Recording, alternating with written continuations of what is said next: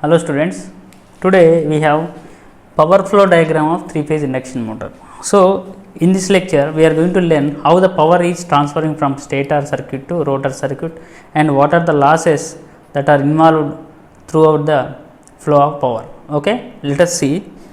Okay. So, power flow diagram of 3-phase induction motor. So, I consider this as 3-phase induction motor. This as 3-phase induction motor. This is stator, this is rotor. Okay, and the space between stator and rotor is considered as air gap. Okay, as you already know, our 3-phase induction motor is supplied with a 3-phase AC supply. Here, I am starting the power flow right from the mains. Okay, the power input to stator from mains. That means we have a 3-phase AC supply. We give 3-phase AC supply to our 3-phase induction motors stator. Okay. Now, after we are giving 3-phase AC supply, what is happening in the stator side? This part is stator side and the red color side is called rotor side. Okay. Now, what are the losses involved in the stator side? Let us see.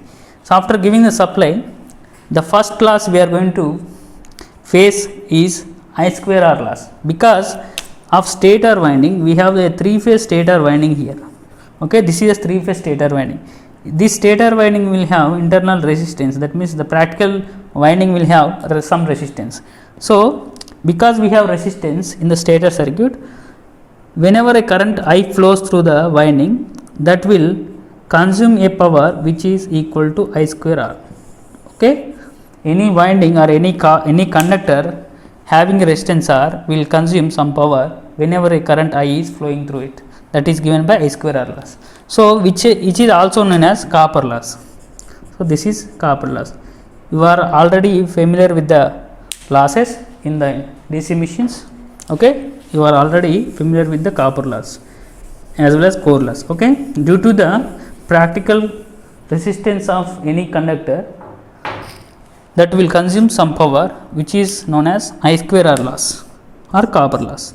Okay, after giving the supply, we are having a copper loss here, and the another loss in the stator circuit is stator core loss. Because we use silicon steel, due to silicon steel we will have some loss like eddy current loss, hysteresis loss. Okay, those will considered as core losses. Okay, we have copper loss and core loss in the stator side. After these two losses, our power will be transferred to air gap power. Okay, our power will be transferred to rotor circuit. That means after I square R loss as well as copper core loss, our power will be transferred to rotor circuit. That means this power will be, after these losses, this power will be given to rotor input. Okay, rotor power input. Okay, this is rotor power input, or this also can be named as air gap power. Okay, after the stator copper loss and core loss, our power is transferred to air gap. This is air gap. Now, through this air gap, our power will be transferred to rotor circuit due to the Faraday's laws of electromagnetic induction. So, due to mutual induction, our power will be transferred to rotor circuit. Since the rotor circuit is also having windings, this rotor circuit will consume copper losses. Okay, our stator circuit consumed copper losses here. So, our rotor circuit is also consuming rotor copper losses. Okay, this is rotor copper loss.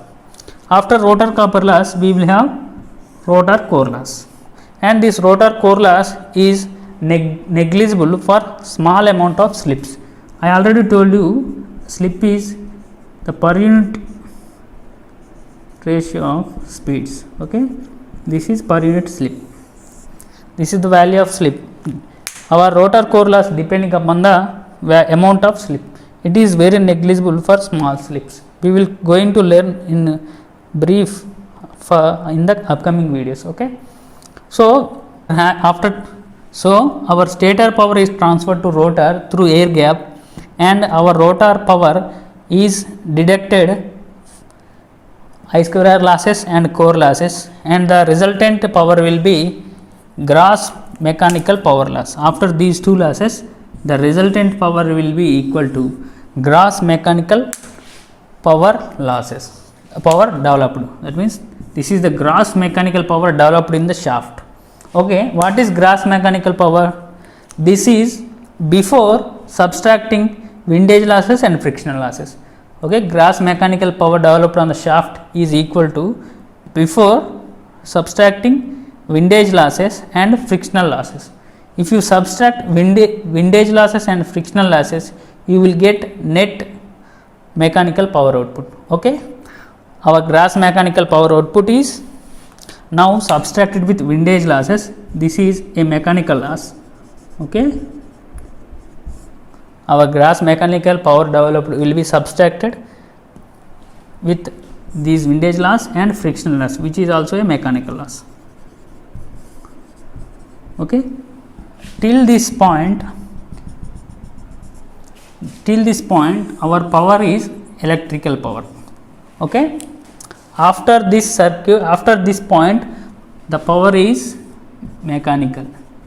Okay, the main motto of any motor is converting electrical power into mechanical power. So here you can see the power flow. Till this point you have power as electrical component. Okay, electrical quantity. After this you will have mechanical quantity. So this is the beauty of the motor. Okay, now our gross mechanical power developed will be subtracted with windage loss as well as friction loss. So we will get the net mechanical power developed at the shaft are is equal to power at rotor shaft. Okay, PSH. Okay, so this is the power flow diagram of 3-phase induction motor. So let me tell you once again, we are giving a 3-phase supply to our 3-phase induction motor. Okay, this is the power input to 3-phase induction motor. This is 3-phase induction motor. I am giving a 3-phase supply. This is 3-phase supply. So because of winding resistance, you will have core loss. Okay, the core loss will be occurred. Sorry, due to the winding resistance, you will have I square R loss, and due to the core, you will have core loss in the stator. So in the stator, you have I square R loss as well as core loss. Then the power is transferred to rotor circuit due to Faraday's law of electromagnetic induction through air gap. Okay, so the rotor circuit is also having winding, so it will also have rotor copper loss and core loss. Okay, copper loss and core loss are common in the stator circuit as well as rotor circuit. Okay, after rotor core loss, you will have gross mechanical power developed. Okay, this is the mechanical power developed before subtracting windage loss as well as friction loss. If you subtract windage loss and frictional loss, you will get the net mechanical power developed at the shaft, that is power at the rotor shaft. Okay, the 3-phase supply is the electrical 3-phase electrical supply is converted to rotor mechanical power. Okay, our 3-phase electrical supply is converted to our rotor mechanical power. So this is the power flow of 3-phase induction motor. Okay.